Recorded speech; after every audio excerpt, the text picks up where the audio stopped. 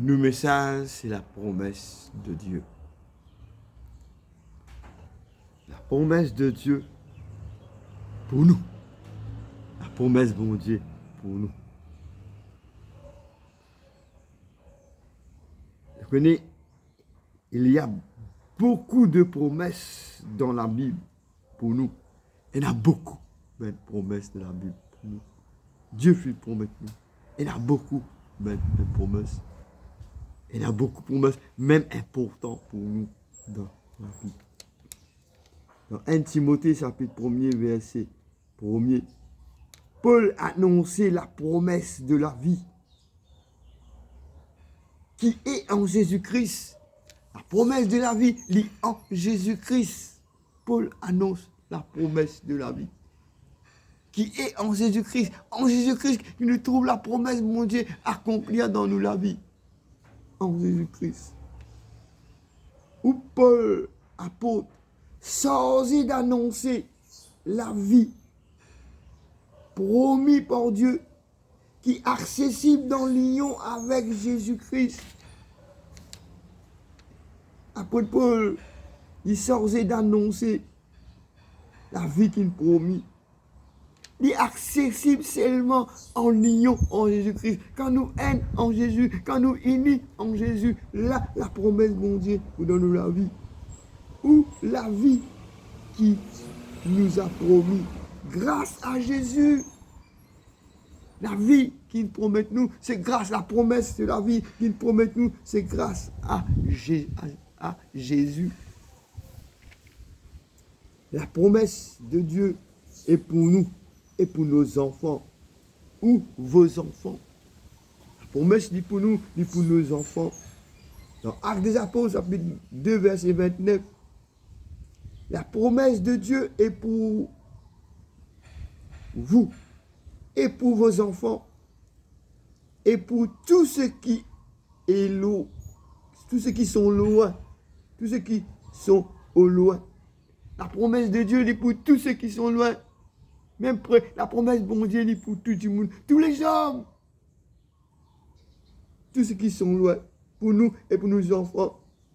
Il y a où la promesse de Dieu a été faite pour vous, pour vos enfants, ainsi que pour tous ceux qui vivent au loin, même s'ils vivent au loin.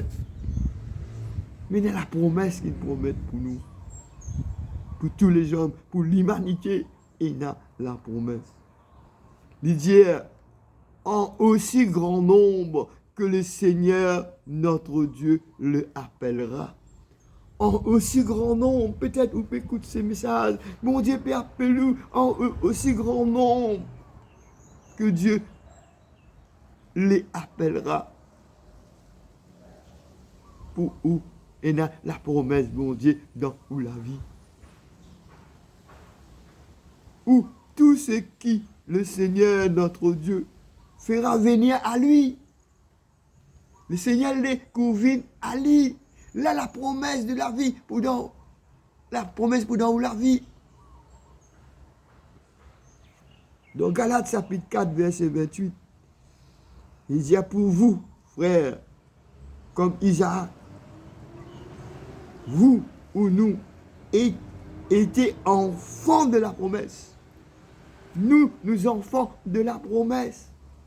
Quand nous unis en Jésus, pareil comme Isaac. Je connais Abraham qui a des garçons, un garçon Ismaël, et puis Isaac. Isaac qui enfant de la promesse, pas Isaac, pas Ismaël. C'est la promesse qui bon Dieu finit promet. Nous aussi, pareil. Il dit, vous étiez enfants conformément à la promesse de Dieu, tout comme Isaac. Nous sommes conformes, nous sommes nés. Nous enfants de la promesse. Où et où enfants? Nous enfants de la promesse. Il dit, où vous étiez des enfants conformés à sa promesse. Ce que vous avez entendu de le commencement demeure en vous. C'est ce qui nous entendent depuis le commencement, c'est-à-dire la parole, bon Dieu, s'il demeure en nous, là, nous pour enfants de la promesse.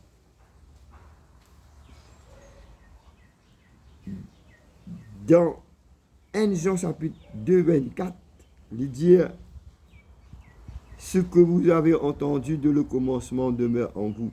Il dit si ce que vous avez entendu de le commencement demeure en vous, vous demeurez aussi dans le Fils et dans le Père. Sa parole-là, elle demeure en vous. Là où vous demeurez aussi dans le Fils et dans le Père. Il y a la promesse, bon Dieu, pour vous vivre ensemble. Il dit c'est pourquoi prenez soin de garder dans votre cœur le message que vous entendu de le commencement. Garde ce message que vous entendez de le commencement. Qui est le message? Qui est le message? C'est la promesse de Dieu pour vous et pour nous. Le message, c'est la promesse de Dieu pour nous. Et garde ce message-là. Prends soin de garder. Il dit, dans 1 Jean chapitre 2, verset 25, cette fois-ci, il dit, la promesse qu'il vous a faite, c'est-à-dire Dieu, pour nous, c'est la vie éternelle. Voilà la promesse qu'il bon Dieu fait pour nous. C'est la vie éternelle. Pourquoi? Afin que vous ne périssiez point et que vous ayez la vie éternelle. Il est que tous les hommes aient la vie éternelle, qui ne pas périr. Ça, c'est la promesse, mon Dieu. C'est la vie éternelle. Il y a beaucoup de promesses de la Bible. Mais le plus important, c'est la vie éternelle. Nous avons la vie dans nous. Il dit, voici ce que le Christ vous a promis. La vie éternelle est important pour nous et pour tous les hommes. La vie éternelle. Voici ce que Jésus nous promet pour nous, Jésus-Christ. La vie éternelle, il est important pour nous. Il est important pour tous les hommes, pour l'humanité qui est dans la vie. La vie en Jésus. La vie éternelle. Connais la promesse de Dieu pour nous, c'est la nature divine. La promesse de mon Dieu, c'est la nature divine. Il dit, la promesse de Dieu est plus importante, c'est la vie éternelle. La promesse de Dieu le plus important, c'est la vie éternelle. Ou la promesse plus importante, c'est la nature divine de Dieu. La promesse plus importante, c'est la nature divine dans nous. Dieu n'appelle nous pour ça. Ou caractère de Dieu. Nous la vie bien transformée. Nous bien la nature divine. La nature de l'homme là, il mord ça. La nature divine qui nous besoin. Et là, en nous. Troisième, et puis toute la promesse de la Bible. Et puis nous avons toute la promesse de la Bible. Par exemple, la paix, c'est la promesse de Dieu. La joie, c'est la promesse de Dieu. Le bonheur, c'est la promesse de Dieu. La guérison, c'est la promesse de Dieu. Mais plus important, c'est la vie éternelle. Plus important, c'est la nature de Dieu en nous. La nature divine en nous. Plus important. Il dit, 2 Pierre, chapitre 1er, verset 4, 6, il dit, lequel nous assurait Dieu de sa part, le plus grand et le plus précieux promesse. Bon Dieu, assure-nous de ce part, le plus grand, le plus précieux promesse. La promesse, mon Dieu. Ainsi, nous bénéficions de dons infiniment précieux et si importants qu'il nous avait promis. Bon Dieu, promettez-nous, nous bénéficions le don infiniment précieux et si important qu'il nous avait promis. Qui est le plus important de la promesse? qui est le plus important? Moi, nous trouver au commencement. Qui est plus important? Il dit, afin qu'en le recevant, la nature divine vous puisse échapper au désir destructeur qui règne dans ce monde. Le plus important, Dieu a voulu, par son don, nous rendre conformément au caractère de Dieu, ou à être la nature divine en nous. Plus important, afin qu'il nous capables d'échapper de tout même désir destructeur, c'est-à-dire le diable, qui règne dans ce monde. Nous devons échapper de ce monde. Nous devons vivre la nature de Dieu, caractère bon Dieu. Nous la vie changée. Ça, c'est important. Ou fuir la corruption qui existait dans ce monde par convoitise. Fuir la corruption, convoitise. Ou vous qui avez fui la corruption que le mauvais désir font régner dans ce monde. Nous devons fuir les mauvais désirs qui font régner dans ce monde. La corruption ou la convoitise. David dit à Dieu, accomplissez envers ton serviteur ta promesse. Accomplis à ton serviteur ta promesse. Dans Psaume 119, verset 38, il dit à Dieu, accomplis envers tes serviteurs ta promesse, qui est pour ceux qui les craignent. Accomplis ta promesse de serviteurs pour ceux qui les craignent. C'est la crainte qui nous a besoin. Et là, la promesse, bon Dieu, pour accomplir. Accomplir la promesse, bon Dieu, pour ceux qui ont la crainte pour toi.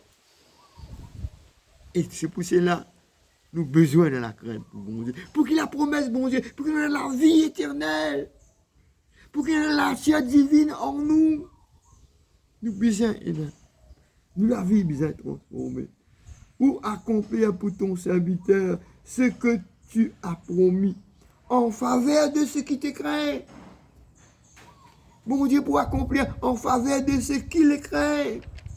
La crainte, mon Dieu, qui amène la promesse dans nous la vie.